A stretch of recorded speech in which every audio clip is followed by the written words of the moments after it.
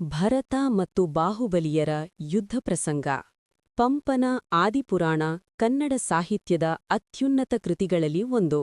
ಇದರಲ್ಲಿ ಬರುವ ಭರತ ಮತ್ತು ಬಾಹುಬಲಿ ಸೋದರರ ನಡುವಿನ ಯುದ್ಧ ಪ್ರಸಂಗವು ಕೇವಲ ಅಧಿಕಾರದ ಹಪಾಹಪಿಯನ್ನಷ್ಟೇ ಅಲ್ಲದೆ ವೈರಾಗ್ಯದ ಮಹತ್ವವನ್ನು ಅದ್ಭುತವಾಗಿ ಚಿತ್ರಿಸುತ್ತದೆ. ಈ ಯುದ್ಧ ಪ್ರಸಂಗದ ಪ್ರಮುಖ ಹಂತಗಳು ಇಲ್ಲಿವೆ. 1. ಯುದ್ಧದ ಹಿನ್ನೆಲೆ.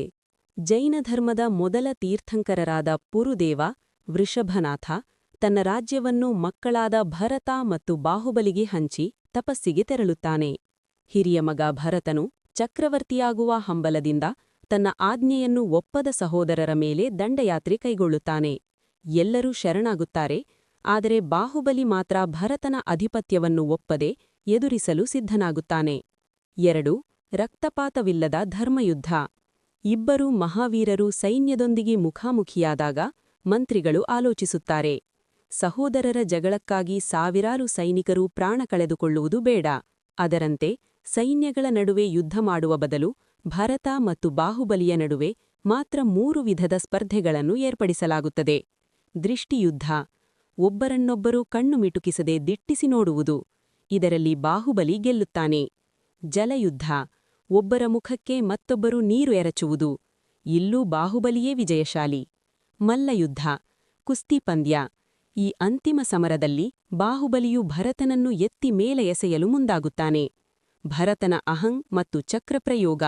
ಸತತ ಸೋಲುಗಳಿಂದ ಭರತನ ಅಹಂಕಾರಕ್ಕೆ ಧಕ್ಕೆ ಉಂಟಾಗುತ್ತದೆ. ನಿಯಮವನ್ನು ಮೀರಿ ತನ್ನ ಅಜೇಯ ಆಯುಧವಾದ ಚಕ್ರರತ್ನವನ್ನು ಬಾಹುಬಲಿಯ ಮೇಲೆ ಪ್ರಯೋಗಿಸುತ್ತಾನೆ. ಆದರೆ ಚಕ್ರವು ಒಂದೇ ರಕ್ತದ ಸಂಬಂಧಿಯಾದ ಬಾಹುಬಲಿಯನ್ನು ಕೊಲ್ಲದೆ ಅವನ ಸುತ್ತ 3 ಪ್ರದಕ್ಷಿಣೆ ಹಾಕಿ ಅವನ ಬಲಭಾಗದಲ್ಲಿ ಬಂದು ನಿಲ್ಲುತ್ತದೆ. 4. ವಿಜಯದಿಂದ ವೈರಾಗ್ಯದತ್ತ. ಭರತನ ಈ ನಡೆಯಿಂದ ಬಾಹುಬಲಿಗೆ ಜಗತ್ತಿನ ನಶ್ವರತೆ ಅರ್ಥವಾಗುತ್ತದೆ. ರಾಜ್ಯಕ್ಕಾಗಿ ಅಧಿಕಾರಕ್ಕಾಗಿ ಅಣ್ಣನೇ ತನ್ನ ತಮ್ಮನನ್ನು ಕೊಲ್ಲಲು ಮುಂದಾದನಲ್ಲ ಎಂದು ಮರುಗುತ್ತಾನೆ.